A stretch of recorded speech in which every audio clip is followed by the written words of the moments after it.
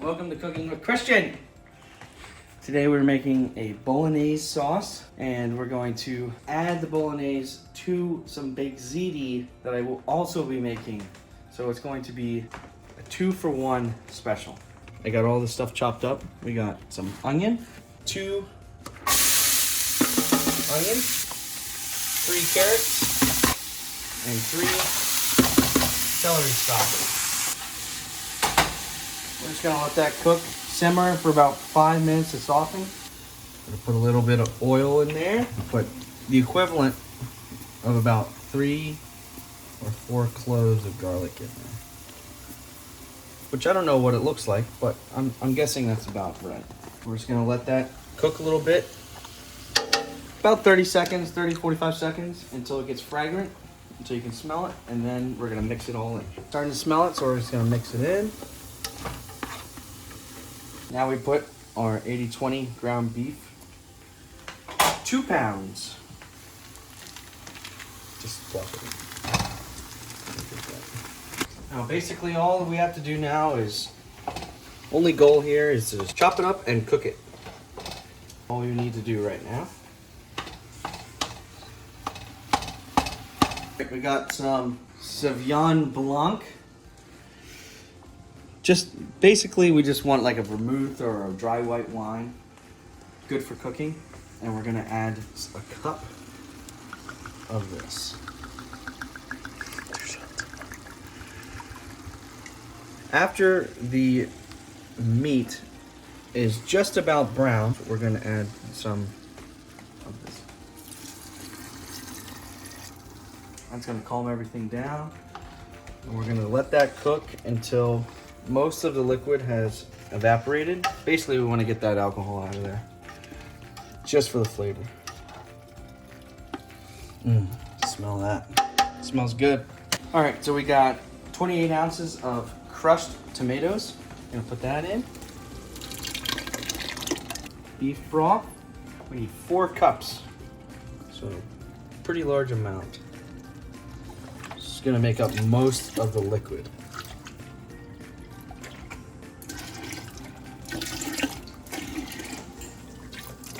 Balsamic vinaigrette, and let's just add that in there. We're gonna mix it up.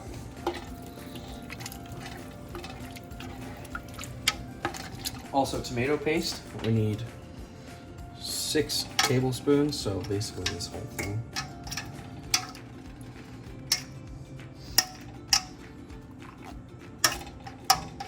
That should be good.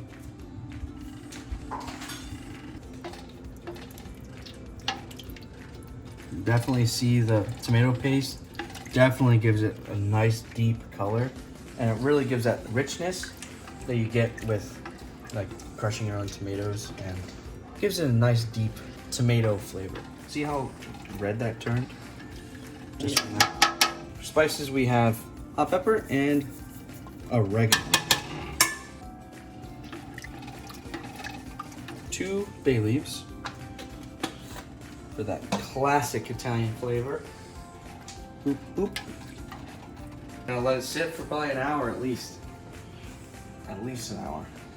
Just to get it simmering and maybe reduce it a little bit. The fun part's coming up, so don't miss it. You see how it has reduced. It's been a little over an hour actually, about an hour and 10.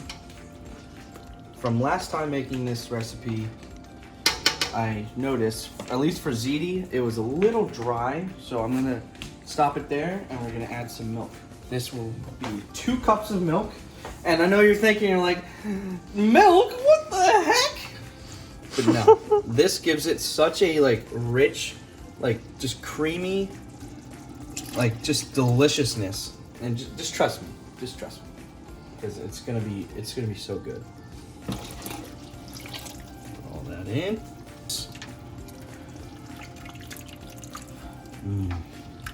Simmer again for about another hour. So just let it take its time. Don't rush it, because when you cook it for a really long time like this, it just blends those flavors together and it's just amazing. We're gonna set the timer here for an hour. See when it's done. So I think we're about there. Pretty good consistency. I wanted a little runny just for the ziti because I want that extra moisture to be soaked up by the noodles. I did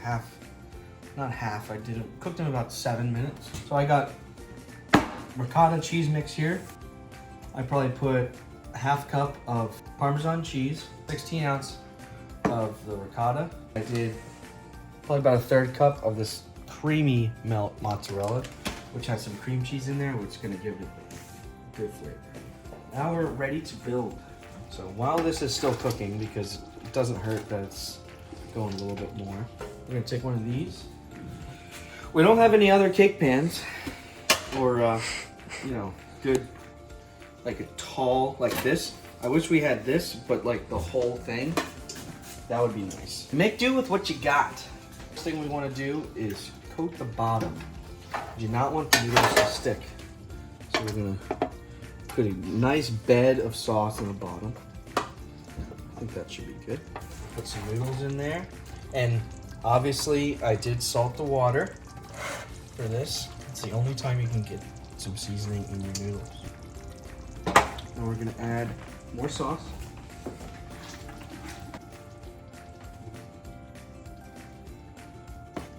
And ricotta cheese mixture. And just blob it in there. I like those pockets of ricotta cheese, not a homogeneous mixture, I like a heterogeneous mixture. Mozzarella. Top of that, just because you can never get too much cheese. You really can't. So good. Now we're gonna do the whole thing over again.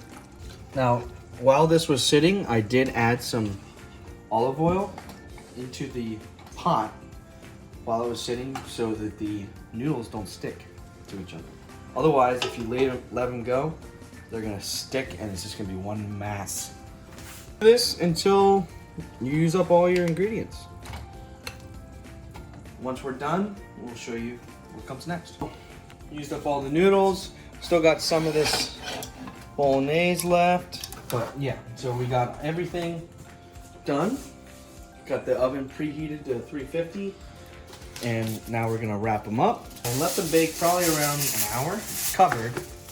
And then we're gonna do, I'm thinking like 15 minutes uncovered. Might crank it up, put it on the broiler and bang it out in 5. You never know. Put the first one in. Hopefully they all fit.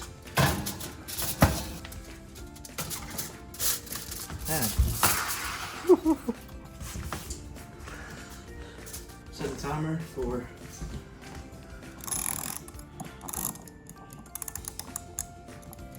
1 hour. See how we get back. It's been an hour. We're gonna check on these. Oh, Abe. Put them back in for about 15 minutes.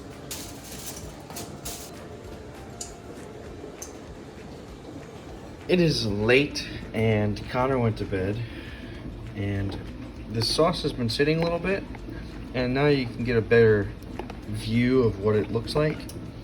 But yeah, you can see all the chunky goodness. I just wanted to show you what the sauce looks like without it boiling away in the pot, which is all cleaned out. This is all I have left from all this ziti, but I just uncovered it, put it back in, and give it another 15 minutes, and we'll see how it goes. I got the sauce here. Just wanted a little taste test on camera.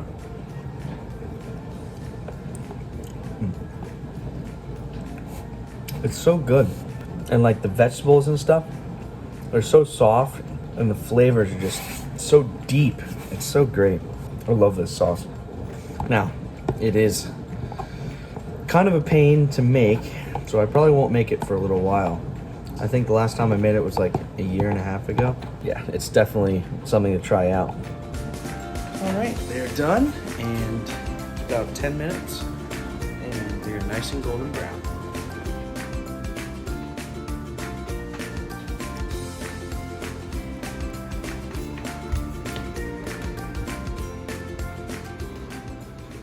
Now you saw them. They are extremely hot. Just pulled them out. So I'm gonna wait probably like 10, 15 minutes longer until they cool down a little bit, and then we're gonna dig in and just to see what they look like. I'm excited.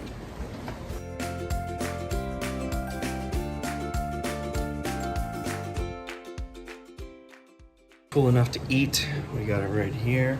Cannot wait to try it. Check this out.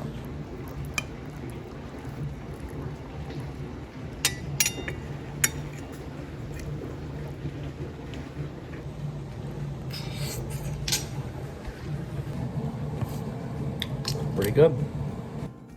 Has a really good kick to it, which is surprising because I only put 2 teaspoons of crushed pepper flakes. They really do pack a punch. And it's not like hot by any means, but it definitely has a nice zest to it, which is great. The main thing about this ziti is the sauce, because yeah, the cheese is good and all that, but yeah, it's good. And honestly, it might not seem like it, but I could definitely use more cheese. I thought I was putting a lot in, but not much cheese to be found. If I had to do it over, I would make the sauce even more saucy. I would shred my own cheese for sure, just so it melts easier and it's a little more creamy, has a good texture. I think this wraps it up for the Cooking with Christian segment. Hope you learned something, and we'll see you next time. Bye.